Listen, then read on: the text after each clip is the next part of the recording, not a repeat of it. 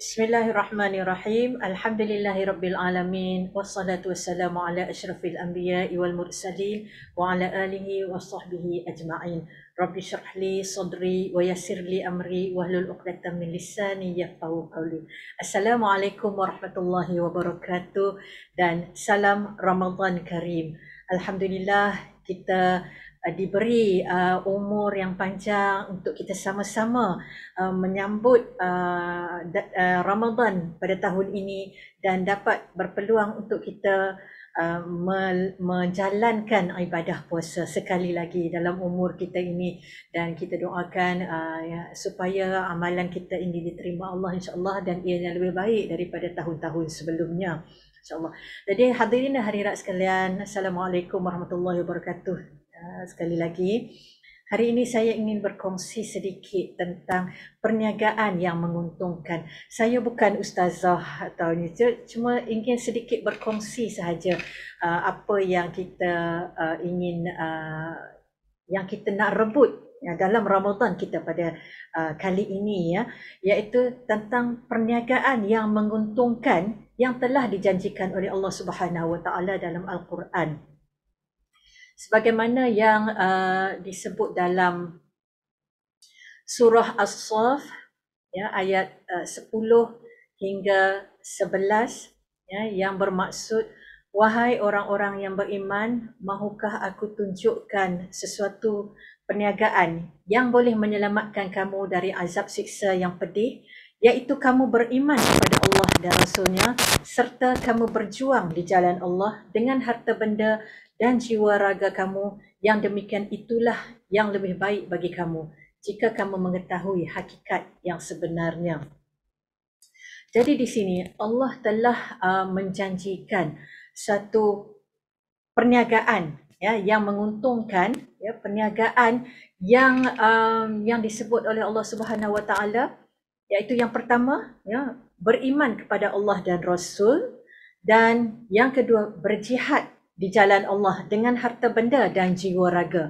Jadi di sini bila kita sebut tentang berjihad, hadirin dan hadirat sekalian, tak perlu kita pergi ke medan perang, tak perlu kita mengangkat senjata, tetapi dengan kita berjihad di jalan Allah, yang bahagian yang kedua yang dijanjikan oleh Allah tadi, dengan harta benda kita, dengan jiwa raga kita, kita menyerahkan diri kita ke jalan Allah, itu adalah satu jihad juga. Dan Allah janjikan ini adalah perniagaan yang menguntungkan, yang mana ini satu tawaran istimewa untuk orang Muslim, untuk orang Muslim, tawaran istimewa yang kita kena rebut. Rugi kalau kita tak rebut tawaran ni.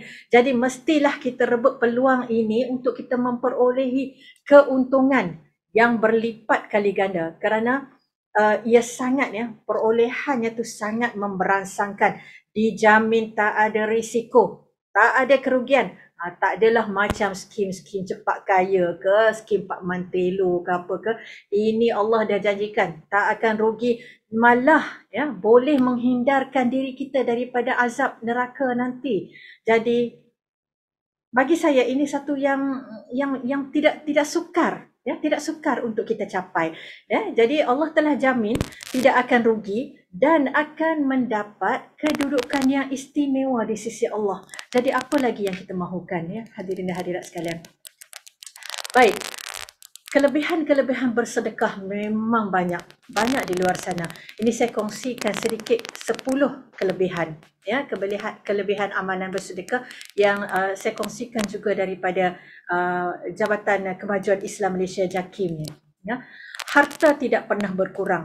Ini daripada hadis riwayat Muslim. Memang dikatakan tidak akan jatuh miskin orang yang bersedekah, kerana sentiasa akan digantikan, malah dilipat gandakan rezeki kita, harta kita itu. Kalau tidak di dunia ini, di akhirat nanti, kalau tidak dalam bentuk wang ringgit ataupun harta, ianya rezeki kita tu datang dalam pelbagai bentuk lagi, dengan kebahagiaan rumah tangga, anak-anak yang menjadi, kejayaan anak-anak, pelbagai lagi ukhuwah yang terjaga, hati yang tenang, hidup yang sejahtera, itu adalah rezeki ya hadirin dan hadirat sekalian. Di samping itu, ianya merupakan bukti keimanan kita kepada Allah Subhanahu Wa Taala. Ini seperti disebut juga oleh hadis riwayat Muslim juga. Sedekah juga akan menghapuskan dosa kita. Dan ya, siapa di antara kita yang tidak pernah berdosa kan? Jadi bersedekahlah kita untuk menghapuskan dosa ini. Mendapat naungan ya di hari akhirat nanti. Kemudian menjauhkan kita daripada api neraka. Ya, memperolehi pahala berlipat kali ganda. Boleh masuk syurga melalui pintu sedekah ataupun babul sedekah. Ya, dan ini antara apa yang disebut ni adalah kelebihan-kelebihan yang di akhirat nanti. Ya, tetapi pada masa yang sama ada juga kelebihan yang kita akan dapat di dunia lagi. Selain daripada yang saya sebut di awal tadi itu kan, harta yang tidak berkurang. Dan selain daripada itu, selamat daripada musibah.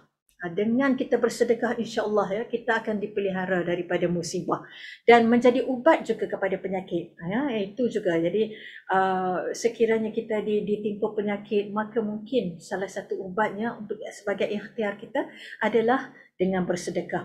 Dan insya-Allah yang dijanjikan juga kelebihan bersedekah ni adalah terlindung ya dari mati dalam keadaan buruk. Na'udzubillah min zalik. Jadi ini antara kelebihan-kelebihan bersedekah yang disebut dalam hadis dan Al-Quran, dan sebenarnya memang banyak lagi selain daripada itu.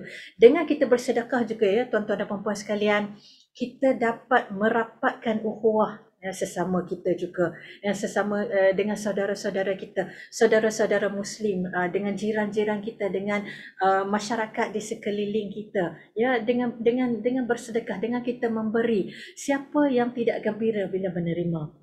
Dan kita yang memberi pun secara tidak langsung sebenarnya hati kita pun menjadi gembira juga. Ya, jadi kita bercakap pula tentang kelebihan bersedekah dalam bulan Ramadan. Ya, sebelum ni itu adalah kelebihan bersedekah secara umum. Itu pun dah kita nampak betapa banyak kelebihan di situ. Nah, sekarang kita lihat pula kalau dalam bulan Ramadan kelebihannya lagi lah ya berlipat kali ganda. Rasulullah SAW adalah teladan yang terbaik. Ya. Baginda adalah orang yang paling dermawan dan kedermawanan beliau tu lebih dahsyat lagi pada bulan Ramadan. Ini disebut oleh Ibnu Abbas radhiyallahu anhuma yang mengatakan bahawa Rasulullah SAW adalah orang yang paling dermawan dan beliau lebih dermawan lagi di bulan Ramadan saat beliau bertemu Jibril. Jibril menemui beliau setiap malam untuk mengajarkan Al-Quran, dan kedermawanan Rasulullah SAW melebihi angin yang berhembus. Boleh bayangkan tak? Angin yang berhembus tu kalau ikut tu kan sentiasa berhembus, tetapi dikatakan kedermawanan Rasulullah tu melebihi angin yang berhembus.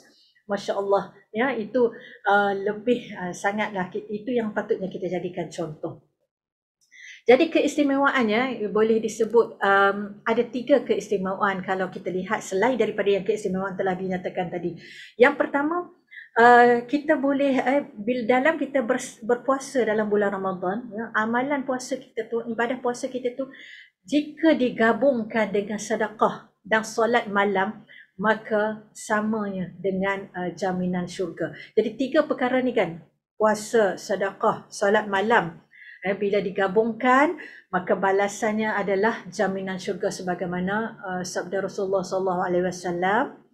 Sesungguhnya di syurga nanti terdapat ruangan-ruangan yang bahagian luarnya dapat dilihat dari dalam dan bahagian dalamnya dapat dilihat dari luar, dan Allah menganugerahkannya kepada orang-orang yang berkata baik, bersedekah makanan, berpuasa dan solat dikala kebanyakan manusia tidur. Yang ini adalah hadis riwayat At-Tirmizi.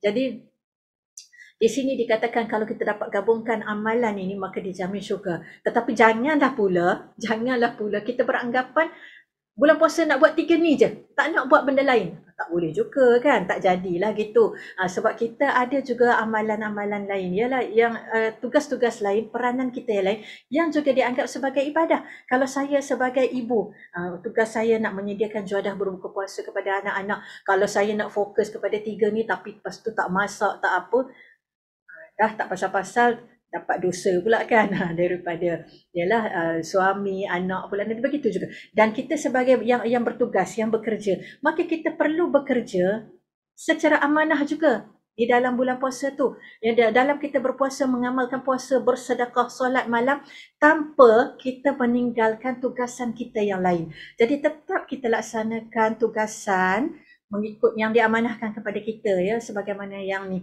Jadi janganlah pula kita culas dalam kerja, ya tuan-tuan dan puan-puan. Jadi nanti nak mengejar pahala yang ni, dapat dosa dengan perbuatan yang lain pula nanti kan.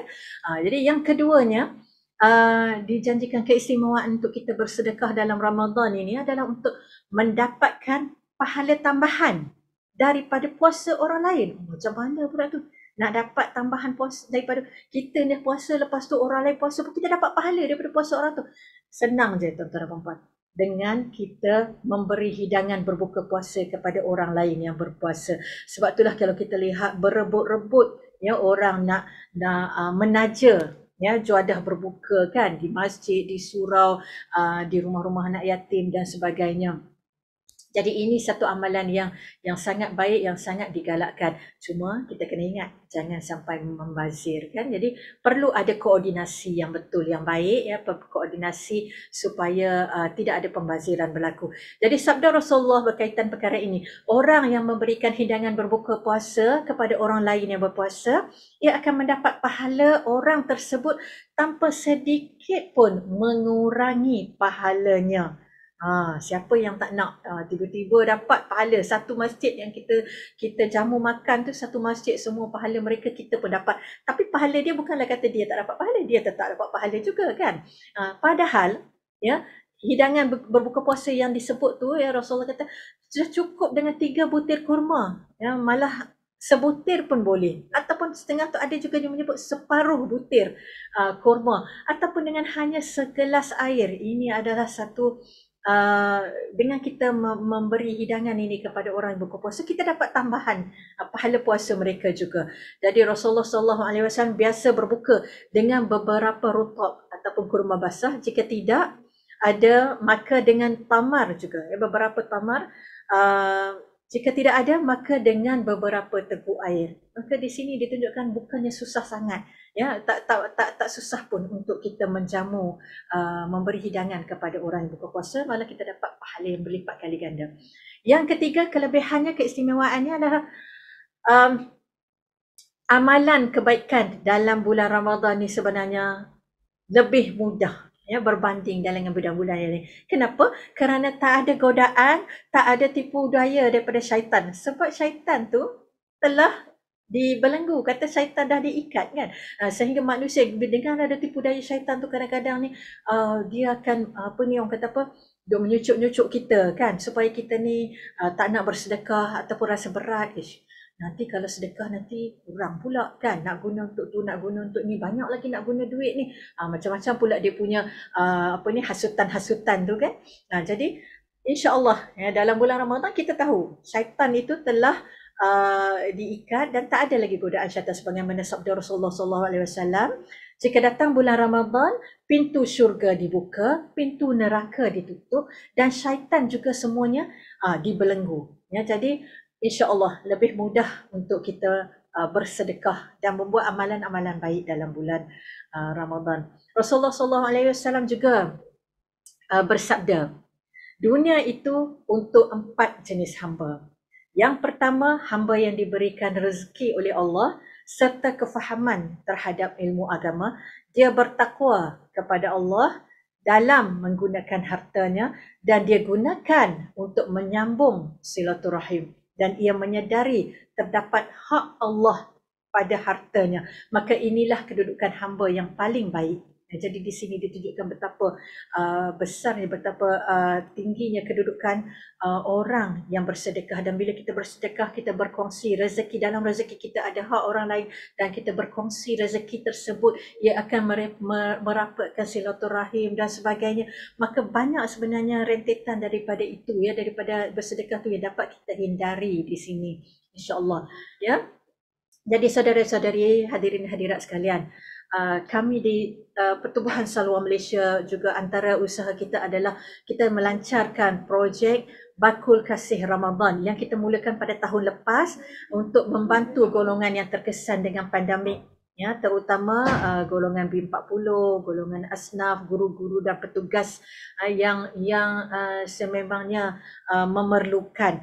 Maka alhamdulillah sebanyak 3,000 bakul ya telah kita sumbangkan kepada golongan berkenaan, yang mana kita sasaran awal kita adalah sebanyak 300,000, dan alhamdulillah ya telah dapat mencapai sasaran tu, hampir mencapai sasaran, dan telah kita sebarkan ataupun kita sampaikan sumbangan tersebut kepada golongan-golongan yang memerlukan di seluruh negara, ya, melalui cawangan-cawangan salwa di negeri-negeri juga. Maka tahun ini kita sambung lagi, ya, kita sambung lagi dengan Bakul Kasih Ramadan yang kita kata 2.0 lah, siri yang kedua, iaitu kali ini kita menyasarkan 100,000 ya untuk kita serahkan kepada golongan asnaf ya, dengan bakul Ramadan, yang mana akan ya daripada RM100,000 itu untuk bakul Ramadan, tajaan kurma dan juga untuk iftar Ramadan. Jadi di sini saya ingin menyeru tuan-tuan dan puan-puan untuk sama-sama kita menyumbang untuk bakul kasih Ramadan untuk tahun ini, untuk kita merebut pahala ya, yang mana telah Allah janjikan tu perniagaan yang menguntungkan tadi ya, hadirin dan hadirat sekalian. InsyaAllah anda sumbang, kami sampaikan insyaAllah di situ ya, dengan rakan-rakan strategik kami. Jadi akhir kata, sekali lagi saya mengucapkan Ramadan Karim kepada semua ya, selamat menjalani ibadah puasa. Semoga amal ibadah kita pada tahun ini lebih baik daripada tahun-tahun sebelumnya insyaAllah, dan semoga Allah menerima amalan kita pada hari ini. Assalamualaikum warahmatullahi wabarakatuh.